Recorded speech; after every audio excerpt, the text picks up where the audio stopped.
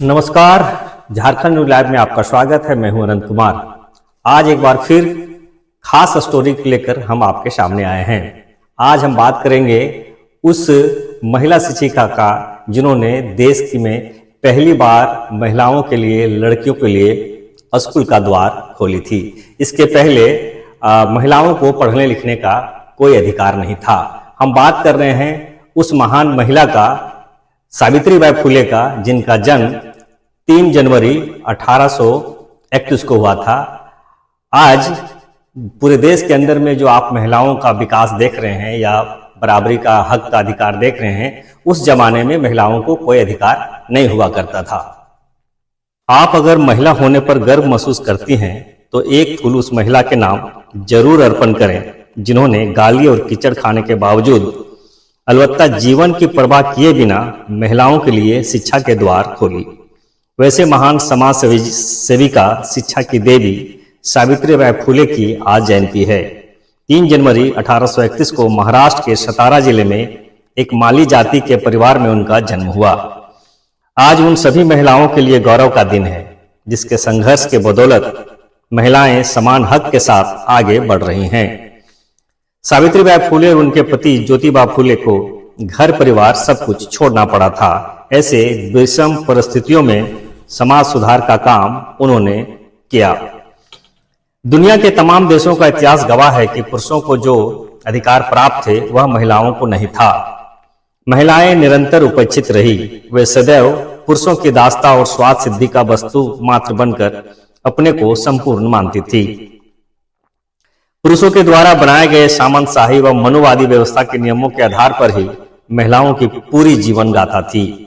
ऐसे गैर बराबरी के कालखंड में सावित्रीबाई फुले नाम की एक बालिका का जन्म होना संपूर्ण महिलाओं के लिए प्रेरणा स्रोत है। भारतीय इतिहास में फुले को क्रांति ज्योति के नाम से जाना जाता है। उन्होंने मानव जाति में बराबरी के लिए लड़कियों के लिए प्रथम स्कूल की स्थापना की और भारत की प्रथम शिक्षिका बनने का गौरव प्राप्त किया। सावित्रीबाई बचपन से ही साहसी और निर्भीक थी।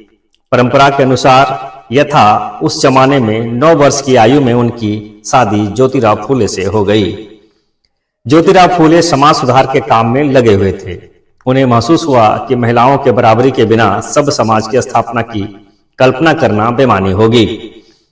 उन्होंने सावित्रीबाई को सर्वप्रथम शिक्षित किया। तत्पश्चात लड़कियों के लिए 1848 में पहली पाठशाला की स्थापना की गई।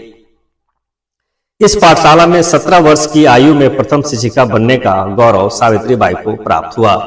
समाज के दक्यानुकसी रीति रिवाजों के कारण उन्हें विरोध का सामना करना पड़ता था।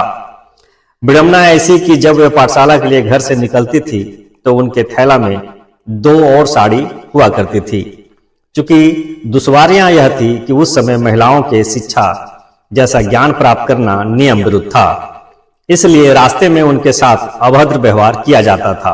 उन्हें कीचड़ और गोबर से मारा जाता था, जिससे उनके साड़ी कीचड़ से खराब हो जाया करती थी। ऐसे हालत में वह स्कूल पढ़ाने जाने से टूटने लगी थी। उनके पति ज्योतिबा ने उन्हें समझाया कि 2 साड़ी लेकर जाया करो, अलबत्ता रास्ते के लिए अलग और पाठशाला के लिए अलग। पाठशाला में दूसरी साड़ी पहनकर लड़कियों को पढ़ाने का काम उन्होंने करना शुरू किया। 1848 से 1852 तक करीब 18 प्राथमिक और मिडिल स्कूल की स्थापना की। इस काम में उनके पति महात्मा ज्योतिराव फुले का अग्रणी भूमिका रही। सावित्रीबाई फुले ने महाराष्ट्र के गांव-गांव और कस्बों में जाकर स्कूल का संचालन किया। एक दुष्कर्म पीड़िता के बच्चे को भी गोद लिया। दृष्टांत यह है कि एक विधवा महिला के साथ दुष्कर्म होने के बाद वह गर्भवती हो गई थी। समाज के दक्यानुसी नियम के डर से वह महिला आत्महत्या करने के लिए जा रही थी। तभी सावित्रीबाई फुले ने उस महिला की जान बचाई और उसके बच्चे का जन्मने तक उसकी देखभाल की। बाद में उसके बच्चे को गोद भी ले लिया। पति ज्योतिराव के निधन के बाद सत्यशोधक समाज संगठन का नेतृत्व की और 1897 में महाराष्ट्र में फैले प्लेग रोगियों की सेवा के दौरान 10 मार्च को उनका निधन हो गया। सावित्रीबाई फुले भारत ही नहीं बल्कि संपूर्ण एशिया महादेश में प्रथम महिला शिक्षिका व पथ प्रदर्शक के रूप में प्रेरणा स्रोत हैं। वैसे महिला सशक्तिकरण की लड़ाई अभी जारी है।